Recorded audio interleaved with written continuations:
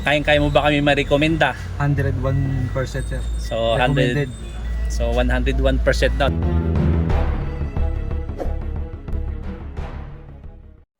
Rebuild namin dito ngayon, nakailang buwan na po tayo.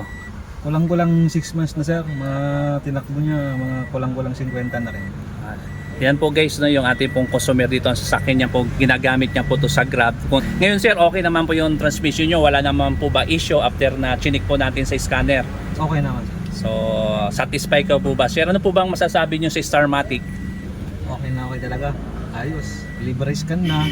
Tapos pagbalik mo, wala pang labor yung pagpalit ng ATM. Ayos. So sir, maraming salamat ha. May re-recommenda nyo ba kami sir sa mga sir, sa mga follower namin o sa mga kaibigan mo, kakilalaan? Kayang-kaya mo ba kami ma-recommenda? 101% sir. So Recommended. 101% daw. So sir, maraming pong salamat sir. God bless. Guys, tapos na yung Innova.